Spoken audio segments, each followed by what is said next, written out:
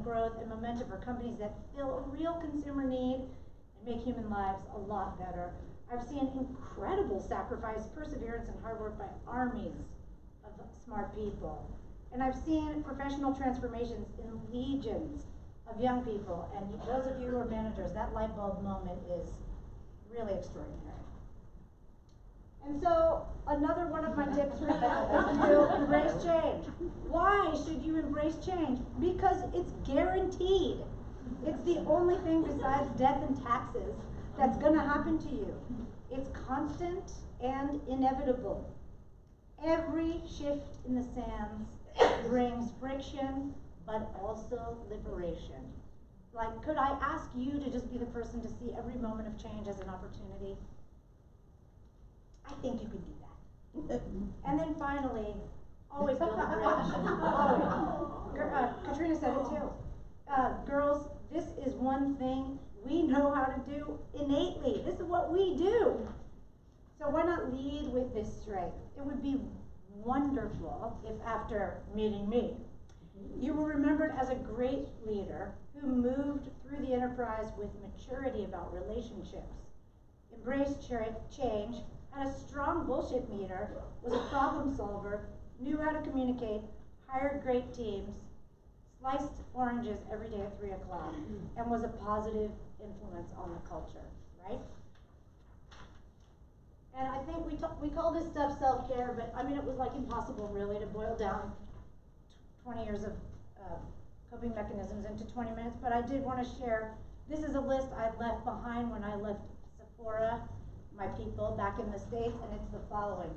Give your time, smarts, love, and friendship freely. We are all in this together. We really, really are. Don't wait until you're 48 to let what's on the inside show on the outside. Manners matter. Millennials, manners matter. Say please and thank you. Every decision is about the client or the customer. It's not about you. Will they love it? What will they love? If you're unsure, ask someone in customer support, because you better believe they know. Encourage radical sharing and vulnerability, especially when you're developing something new. But you're never going to ask for help, right? You're going to ask for advice. Good girl. Lead. Don't be afraid to lead. You're a warrior. Deliver one compliment per day. And when you act transparently and speak sincerely, people and customers will see your point, and many of them will follow you. I would also want you to fight for your opinion in a polite way. You may need to use a love language. Also invite debate. Also, don't be so guarded that you always have to be right. Be proven wrong by the people who work for you, and admit it freely. And on that note, actively give each other credit.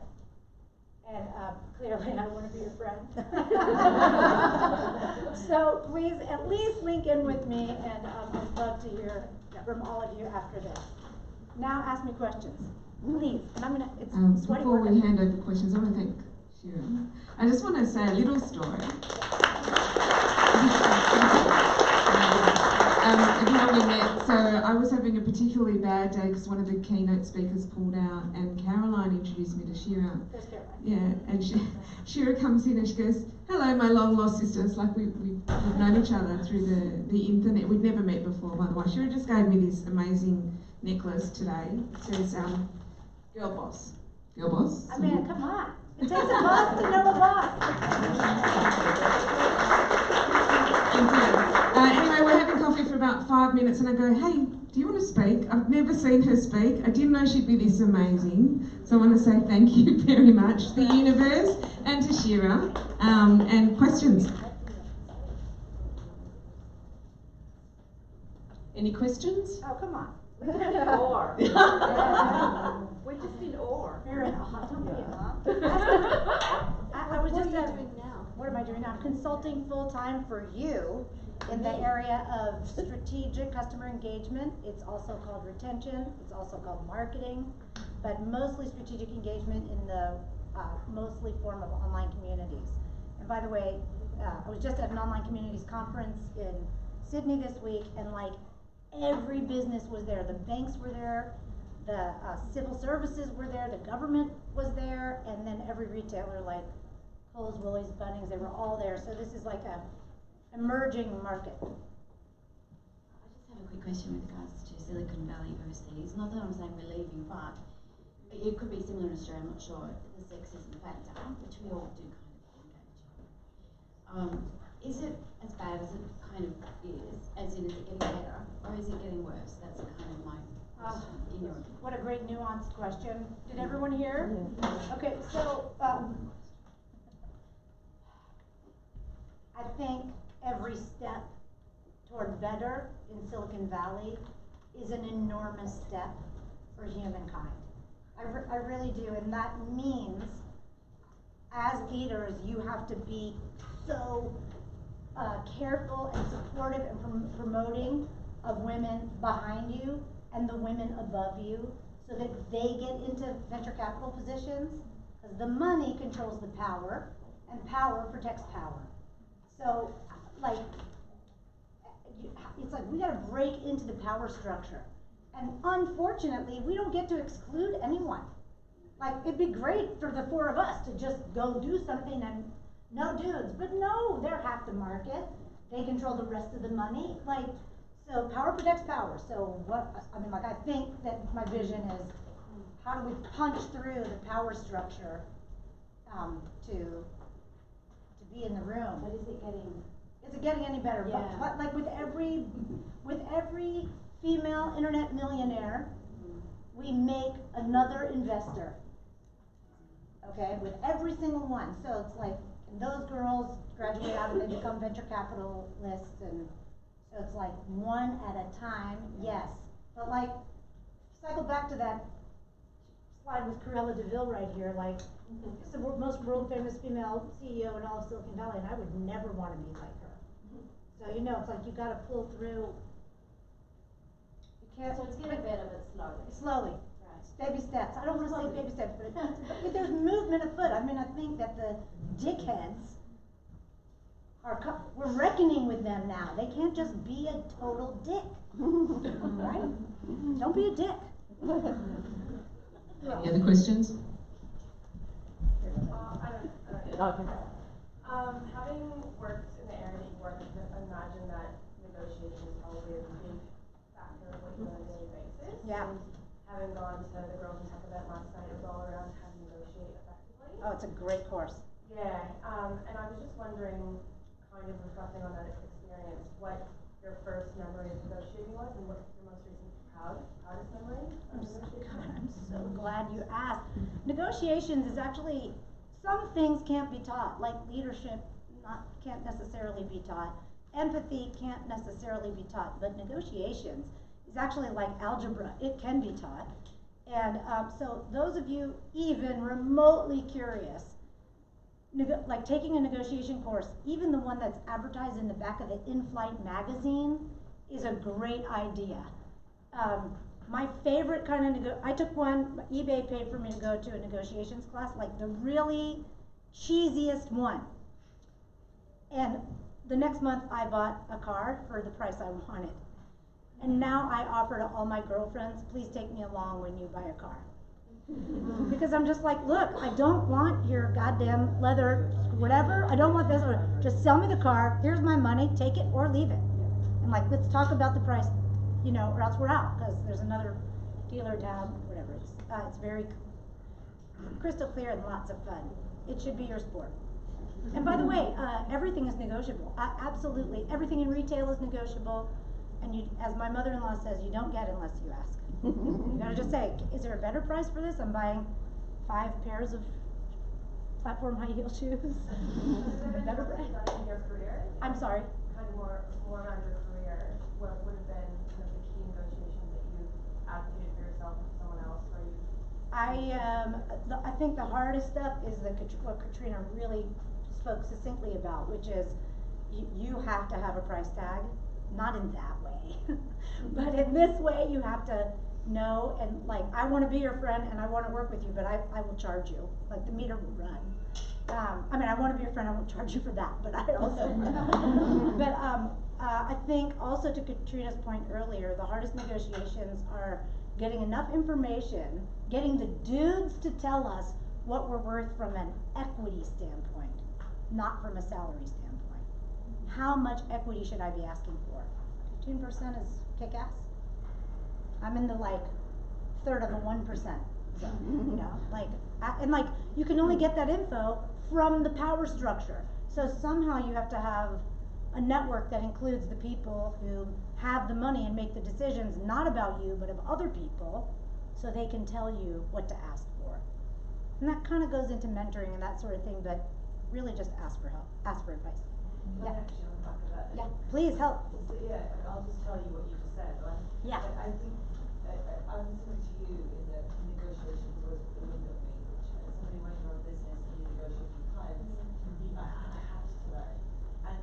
But prior to that, I used to work in banking, and I found out that other people on my team were being paid more than I was. Well, not everyone. Well, now my team were getting No surprise. But to be fair to them, and I know Asian you're going, I'm sure it's okay. To be fair to them, they asked. I was a bloody idiot. And what I learned was, we talked about the circle of shame that was Gandhi was talking about, and myself and Shiro going, we don't have that, we don't have that circle of shame. That's what I learned to get rid of that circle of shame. And I learned through mentors, there were inadvertent mentors, which if you kind of disclose information, freely out as 1.5 drinks, but I learned to accept the fact that I might get embarrassed and I might have that fear, but use the sort of language. Because if you start off on 15 grand below your colleague at 25, at 35, that gap gets bigger. At 45, when you really need the money because you've got kids, a pension, a mortgage, fuck the fear now and go for it at 25 or wherever old you are. Or leave if you can. Yeah. And tell your boss that's why you're leaving. I think. Also, I want to just call out on the note of mentors. Your peers are, you've got to, girls, you've got to talk about money with your peers. You have to. There's no, I just have to say another shout out to my dear friend Melissa, who's sitting by the door. She is also a full-time consultant, and when I got here, she just totally schooled me because you guys pay different than we do, and not the amounts, but the way that you pay, it's very different. And she just opened her books, and like, it was so useful to me to start a business here, to serve you as a business person here. Oh, one more. Oh, one more. One more. Yeah. She's needy. And she says what she wants. Anyone? Yeah, in the back. So when you were talking about all of the different characters that you worked under, there was like a theme that they do have some kind of negative kind of like, everybody had like a negative image about them kind of thing. So does that kind of mean that to survive as a founder in such a place as Silicon Valley, you have to be kind of that? And I don't know, just like, Yeah. I'm a founder of my own startup at the moment, so I don't know like what kind of personality changes I need to go through. None. What's your name? What's your name? Samira. Samira, did everyone hear her question? Do you have to have the killer instinct to win? Right? That's your question. I don't know. I want the nice guy to win, but like, couldn't you hire the bulldog, chief business development officer that, like, someone as awesome as Katrina, to fill that gap for you? Like, recognize, like, please don't change, for God's sakes. Be, whatever your kernel of your idea is, it's because it's of who you are. So don't change a thing, but bolt on the stuff that you need, either through services or through hiring or through partnering. Like, you know, the Indian princess, what she had the killer instinct. I don't. I mean, I'm friendlier than anyone you'll ever meet. But she isn't.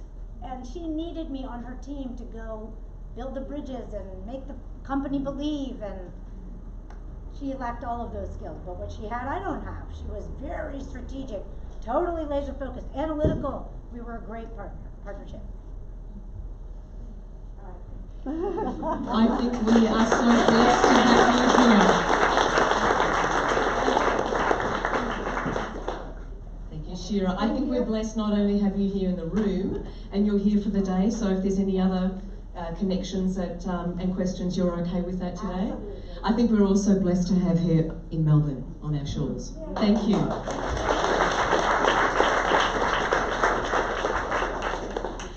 Okay, we have one more guest speaker before we have our lunch break and more networking.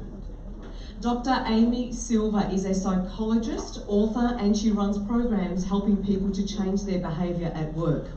Her expertise is in helping people work better together, and her clients include large divisions in government, super funds, financial institutions, as well as smaller, more nimble organisations. Usually they are progressing from some sort of digital or structural transformation, and of course who isn't in this day and age, and they need their people to be able to respond to change well. Amy has spent time, 3 decades actually, as a psychologist developing her IP on how fear and habit restricts our capability, communication and outcomes. Her most recent publication is called Conversations Create Growth. And watch out for a link that she may share, which is a download to her free book online. Very generous offer for us today. So please welcome Dr. Amy Silva.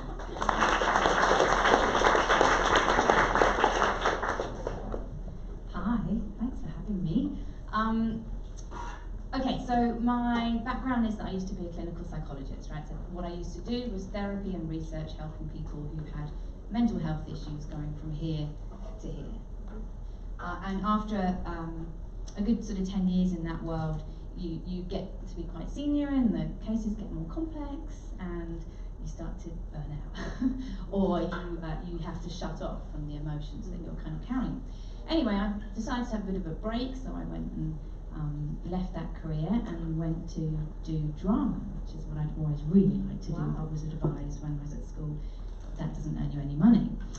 So I went to do drama, I did a course, I got picked up by an agent, it was amazing, best year of my life. And then I found out that as a professional actress, you don't earn any money. So I decided kind of what am I going to do? I've got the psychology side of me, I've got the razzmatazz kind of performer in me, and the combination is what you see before you.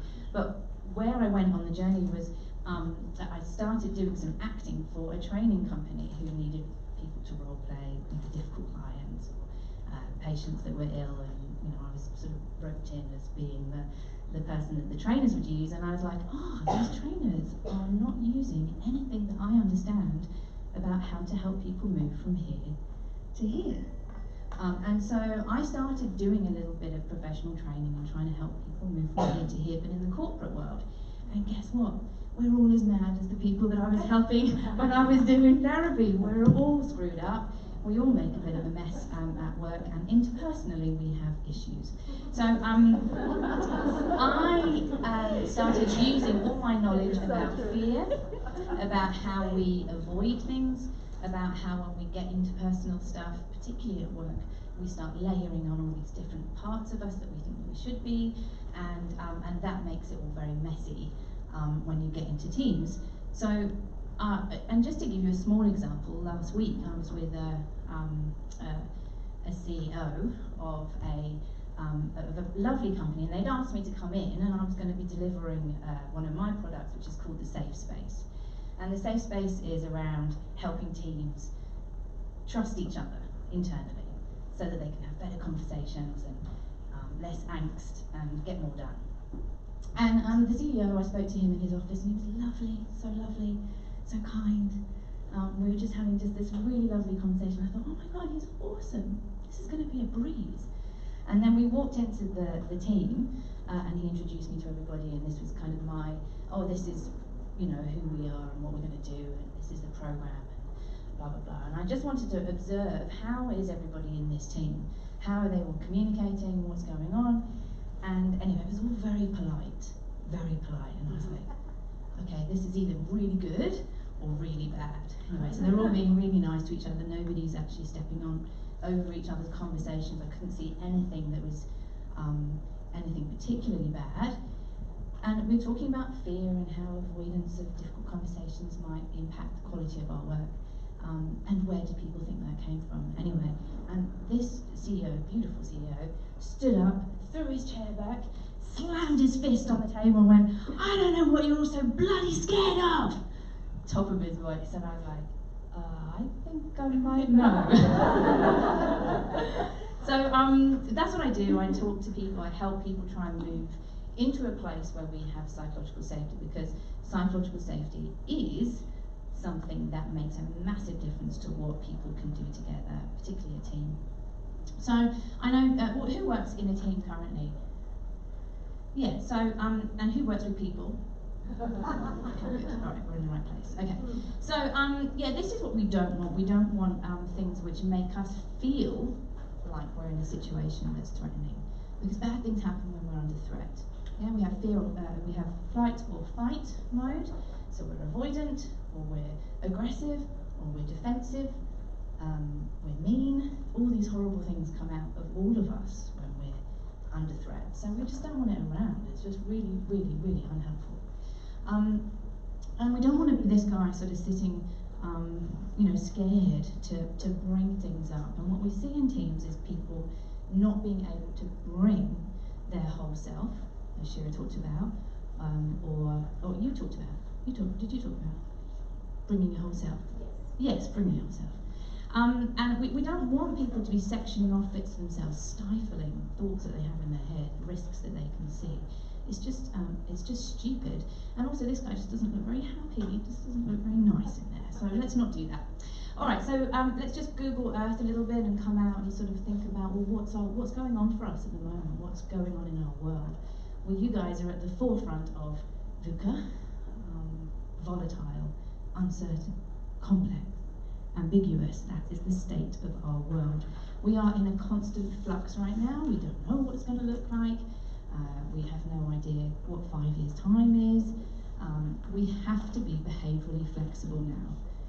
And that is not what the generation before us had to do. So we are really struggling with that as humans. Life is expecting quite a lot of us, and we're just not that great at change. We're not that great at flexing, and so we need help. We're also not doing very well in the well-being world. So I don't work in the mental health area anymore, but I'm obviously incredibly interested in it. And life's not great for mental health stats right now. We're just doing worse and worse. Currently, in the workforce, there's 7,000 people in Victoria being compensated from their employee due to mental health concerns that they've picked up as a consequence of the work that they're doing. About 20% of us have stress related to our work. 20% of us have experienced some sort of bullying at our work. 10% of us are really struggling and have a mental health complaint that we are attributing to work. So not good. And the Australian Psychological Society, which is the professional body that looks after psychologists, has put out a bit of a plea to the workplaces and said, come on, we workplaces, you need to do something about this. This is an epidemic, and it's something about our workplaces that just doesn't work for our mental health. We also have misconduct, which we all know about. So this is work pressure, is part of the of what the Australian Psychological Society is talking about, is work pressures, but also misconduct. So misconduct is when people do bad things. Now, at the really toxic end, we can really identify it.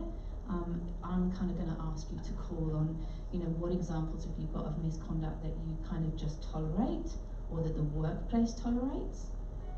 Because that's the really dangerous one, because that has a social multiplier. So if I see somebody misconducting, I then think that's okay, and the likelihood of me then doing it is multiplied. So if you think about a work culture, if people are allowed to behave in a way that's actually unsociable, or promotes fear for people, or cuts people off, or bullies, if the environment tolerates it, and I'm sure we've all been in environments where that is the case, then that's the culture, and that's bad. So, well-being, engagement. So currently the stats suggest that only 3 out of 10 of us are engaged at work in corporation world. So yeah, 3 out of 10 actually are fully engaged. 7 out of 10. No, not so much. Now that's dangerous just because, you know, of humanity. Like, what the hell? Like, what? This is our lives that we're giving away. Our life energy. Is that what we want? I don't think so. But also in terms of our productivity. So if people are seriously not really fully engaged, what's that doing for our bottom line? So it's a massive problem on a productivity base and also just as a humanity. Legal work rights, well, thankfully, there are more things going on for us in a legal context. This year alone, 2019, there's been more than 40 upheld cases in Victoria for people who have put a case against their employer for stress or for bullying or for something that has sort of a mental health type of context to it. So that's a good sign. You know, that means that the law is upholding it, and we know that money talks. So, you know, if that's the massive risk of payout, then, you know, maybe corporations will start to take it seriously. Okay, this is rework. This is a subsection of Google. If you don't know it, it's a useful place to sort of potter about if you're interested in making work better. Google have a section. So rework is an organisation that's within Google, and their job is to try and figure out how do we work better together. And they did a study called Aristotle, and the role of that study was to find out how do teams work better together. And they looked for the algorithm. You can imagine how much data they have. They interview people and they try to find out, well, what makes the perfect team? If we got that sort of a person and that sort of a person with this sort of a profile or that sort of a background and this sort of experience, how do we make the perfect team?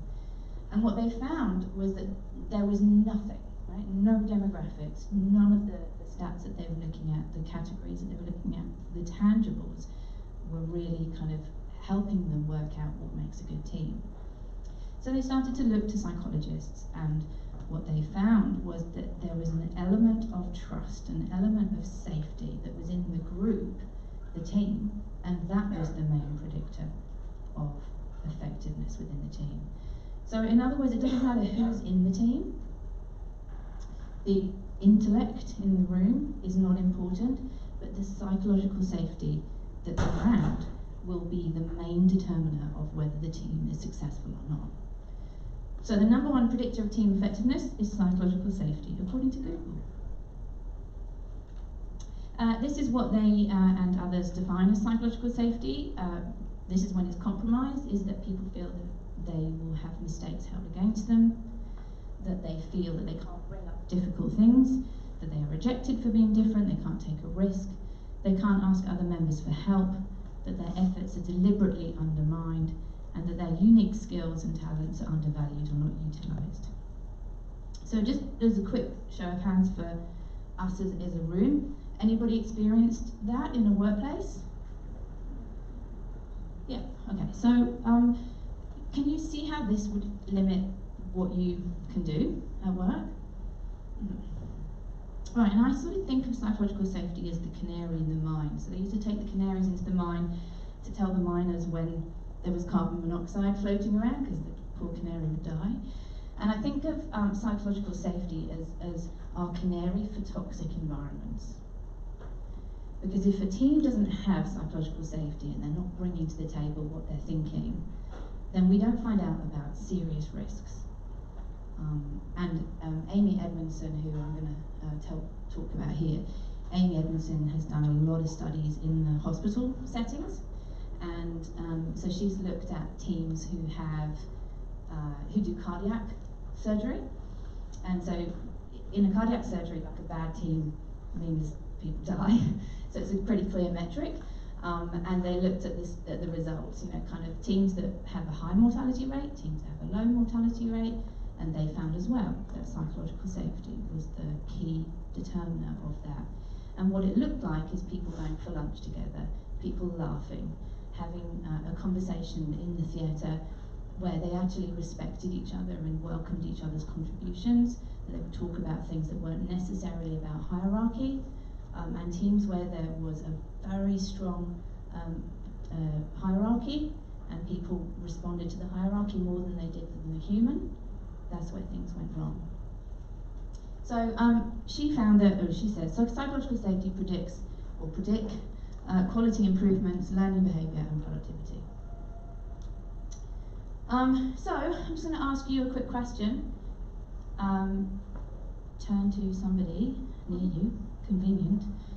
If this is a sliding scale, right, where we've got sort of high psychological safety at the top, low psychological safety at the bottom, what does it look like up there? What does it feel like? And how does it impact the conversations that's going on? So have a think about the type of teams that you're in, whether that's sport, work, school, family, don't mind. Any grouping of people that you spend time with or have spent time with, what does it look like when it's there, psychological safety, and what does it look like when it's not there? Okay, turn and talk.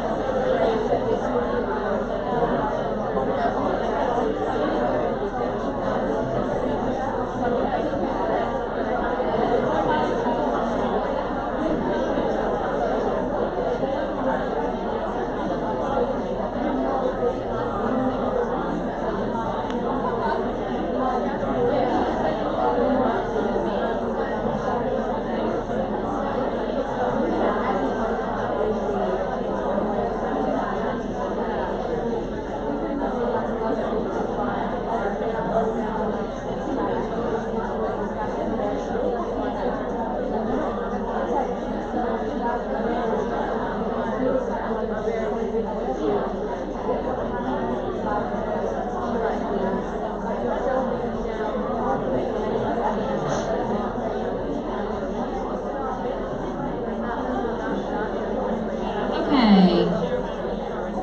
1, 2, 3. Eyes on me. Big clap. I was at Book Week this morning. Did anybody else have Book Week with kids? Yeah. So watching the principal trying to shush a whole room of like 700 kids all dressed up in fancy dress this morning, I was like, oh, that's tough. Anyway, all right. So what does it feel like up there at the top, where it's safe? What are the emotions? Yeah. Sense of value. Yeah, beautiful. I was like empowered. Empowered. Yeah. Fabulous. Okay, feels good up there. All right. So happy faces up at the top. And what's going on in our conversations? Reciprocity. Let's what? Sorry. Reciprocity. Reciprocity. Yeah, beautiful. Honesty. Honesty. Yeah, not always tough. I mean, not always easy. Honesty. Yeah, but honesty. Yeah, beautiful. There's more flow. More flow. Yeah, So lovely. good. Yeah, beautiful. Yeah, more flow, more honesty. Not always easy, but you know where you stand. Yeah, beautiful. Okay, so I think at the top there's these courageous conversations where you can be honest, where you can point things out. I think there's that reciprocity that invites it. Where I work a lot, so I do a lot in digital transformation, mainly sort of organisations that are trying to adapt to agile or do something like that, where actually people need to change. People need to be able to have conversations, and it doesn't matter how amazing the process is, but if people can't have courageous conversations, it ain't gonna work. So I'm always trying to shove them up here, and what I see a lot of the time is polite conversations, where there's one type of conversation in the room and a whole different one outside. The amount of time that's wasted because people can't say what they think in the room. And obviously that comes from a place of avoidance of this, not necessarily wanting it to be a combat. But if it is a combat, also equally completely unhelpful. I was with a professional services firm a couple of weeks ago, and they've got a large amount of partners. But if I told you the type of conversations and the type of behaviours that I was witness to, I wouldn't see that from a group of toddlers. You know, it was just insane. We were away for 2 days. I wasn't involved in the first day. I was just there as an observer. I don't think they did any work because they were too caught up in their interpersonal shit. Okay, so performance. What happens to our performance when we're having courageous conversations? Obviously, it's remarkable. We actually progress. We make decisions faster. We implement with greater quality, and we do that with less angst. And down at the bottom, we're distracted, we're siloed, and this is just, you know, this is humans, yeah? This is just us when we get together. Not very good. So I think of us together as a being, as an entity, these humans bashing together in a team, or in a workplace, or even just a pair. I should probably, maybe should I disclose this? Last night I was with my husband, and we've got 3 kids, right? So it's tough and beautiful, of course, but it's tough. And we have half an hour routine with each child. So by the time that to put them to bed, so by the time we actually finish with them, it's about 9:45, 10 o'clock. It's late. I've got nothing left, and we've got to clean the kitchen. We've got to make lunches. We've got to, you know, vaguely communicate, and we've got to, you know, get into bed and go to sleep. So last night, my husband starts trying to talk to me, like starts trying to have a conversation with me, and I'm like, dude, it's like 10 to 10 here. I've got nothing. Like, we are on a go, go, go. Clean the kitchen, get to bed.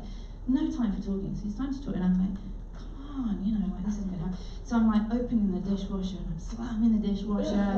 I'm like opening the fridge door so that he's on the other side of the door and I'm here, and I'm like doing stuff. I'm like, whatever it takes to non-verbally give him the clue that I am not up for this. I'm making so much noise and avoiding eye contact, looking at my phone. You know, the irony of not actually just saying to him, hey, I'm really done. I can't do a talk now. Let's just do, you know, but no, not even me, you know, I know you already think I'm amazing, but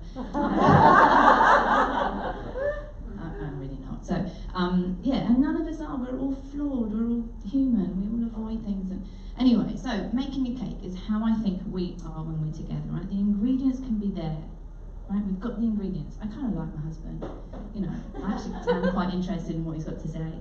So the ingredients are there.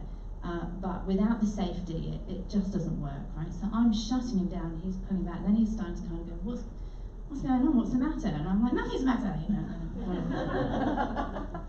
So I ruin the psychological safety, and the conversation is completely pointless, and we're not going to get anywhere. So I think of, you know, in a team, you can have all these beautiful contributors, all these beautiful ingredients. Without the psychological safety, the cake ain't going to rise. So it's like this beautiful baking agent that helps us get to stuff. And I thought I'd just show you some expectations versus reality for teams.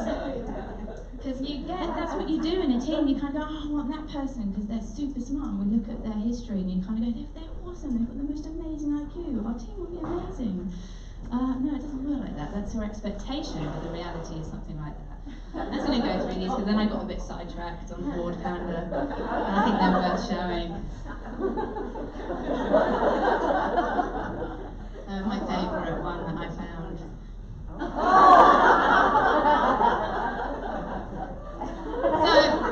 I feel a bit guilty leaving that up there, but I'm going to anyway. So, I think when we get together in teams, should I turn it off? I'll turn it off. When we get into teams, our expectation when we work together is, oh, they're super smart, we really get on, and da-da-da-da. And that's how we base our decisions for teams. When we don't look at this beautiful agent that we've got sitting there, that we could dial up or dial down. So how do we do this? How do we get more psychological safety? How do we be the best version of ourselves so that we can have other people be the best version of them, so that together we can build on our collective goal? That's the magic agent. So, yeah, I'm looking for this collective intelligence. This collective intelligence is the language of how do we as a collective build over and above any of our individual IQs. We could take our IQs, you'd all be super smart, I could take the average of that, but that wouldn't be representative of what we could do together as a group. So we're looking for that bit, I think. And that means getting the best of you. So, down at the bottom, we've got the toxic teams. Up the top, we've got the dynamic teams. We've got psychologically safe, unsafe down there. We've got collective intelligence up here.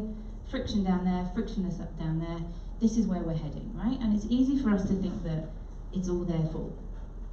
And I think we're all subject to doing this ourselves. So I have a list of questions. If you want them, text yes to that number. I also have a digital version of a book that I've got. There's a real book out there. If you want to buy it, you can. I'll give you the digital version if you text yes to me. I'll send it to you. But I just like to take you through the three things that I think are really clear for you if you want to build either your psychological safety or those around you. So the first is consciousness. This is a guy called Carl Jung. He was like one of the founding fathers of psychology. And Carl Jung said, until the unconscious becomes conscious, it will direct your life and you will call it fate. So this is where we blame, right? It's that thing's fault. You know, rather than taking responsibility and looking for what can we do? What can I do to get better at this? How do I move myself into a better place? So I was in a meeting recently and it was all very mahogany, lots of, I don't know how to describe it other than say lots of mahogany, lots of brass, dark, lots of people who looked the same, looking at me, didn't look like me, and I was there to sell, and I lost all my power walking into that room because I suddenly went, oh God. They, reminded me of my mental maps of what I'm not, of what I think I should be that I'm not, of how this world operates that I don't understand. And it triggered all those things that made me lose my power. Now, whose job is that to fix that? Mine. They're not going to change the curtains for me. But having said that, they did really lovely things like, in the female toilets, they had a whole, they were obviously aware of how male the environment was, and they had this whole kind of female thing going on in the toilets with all these things that you could use. They had spare tights and makeup and hair straighteners and all this stuff. You kind of go, oh, okay. I might actually be able to be there. They just don't have the meetings in the toilets. Yeah, they don't have the two. That's right. They don't have the meetings in the toilets. But it's mine. It's 100% mine to walk into that room, readjust, get triggered, and then readjust. Right? Otherwise, I walk in, experience that experience, walk out, and kind of go, they were never going to buy me. We're not on the same wavelength, and I've let my unconscious drive the outcome. So get in control of yourself. Try and work out what's triggering you to be the best version of you, and how do you flex that so that you can be who you want to be. Second is communication. This is a sculpture in Cuba called The Conversation, and I love it because it reminds me of everything that we don't say when we talk. And so, me last night with my husband, not saying, and doing damage while not saying. There's a whole heap of things we avoid. So what habits have you got into with conversations? Can you learn some really good new catchphrases to get you into a different cycle?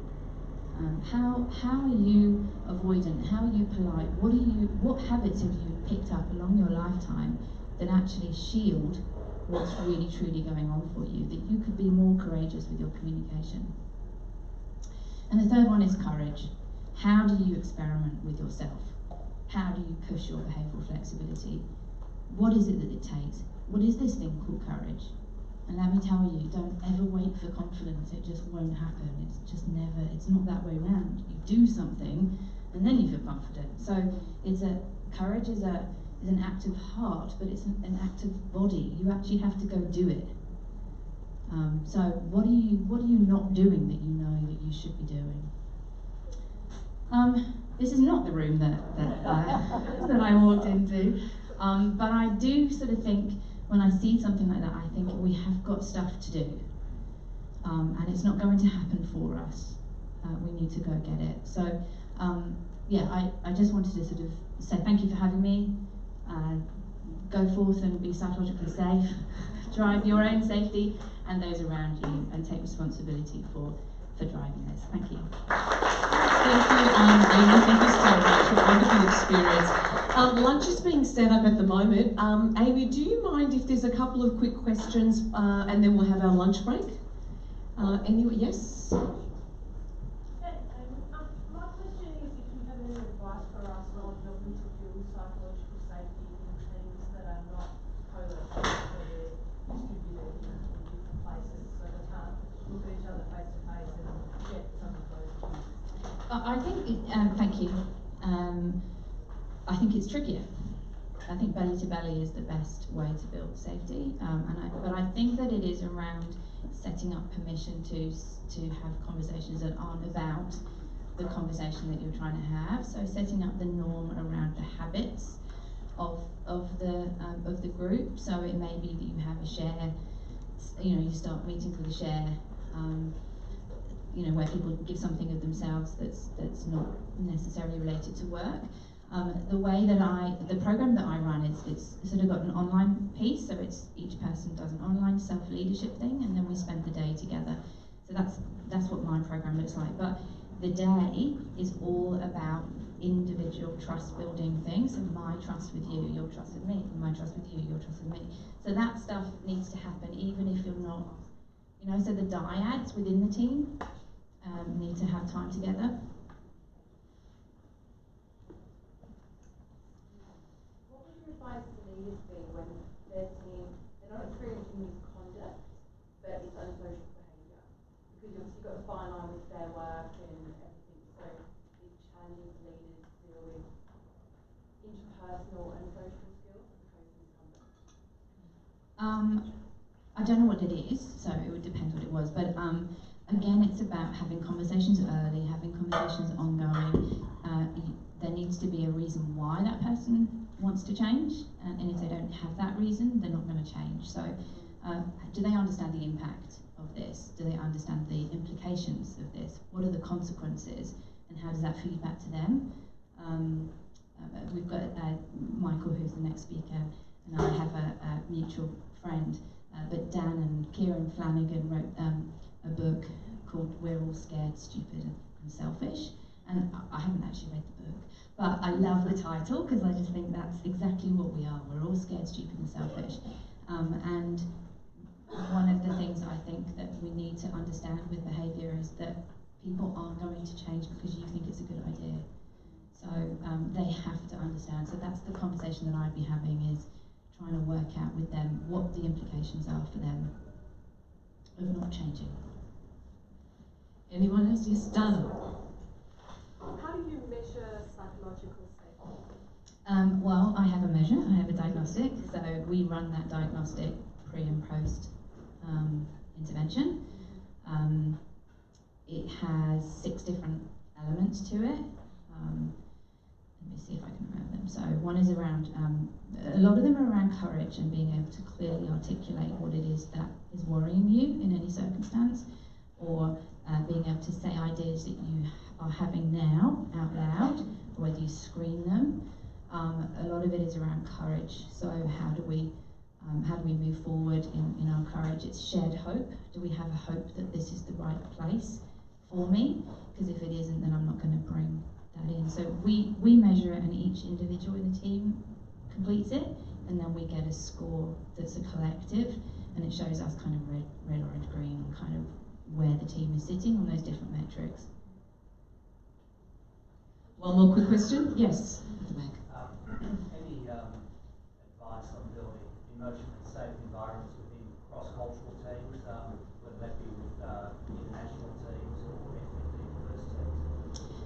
I think it's harder because, again, we are all completely biased, and that's one of my things about being conscious is how our biases completely predict sort of what our behaviour is going to be. So it's almost like unpacking the bias, and the clearest way that I understand how to do it is to own it and just say, I may be doing this wrong, but you know, I'm just going to have a stab in the dark and, you know, you tell me afterwards where I've gone wrong, rather than not doing it because I'm frightened of getting it wrong. So it's sort of the ethos and the attitude will be viral, but it takes time to work out how to move around different people's biases. Thank you, Amy. Thank you.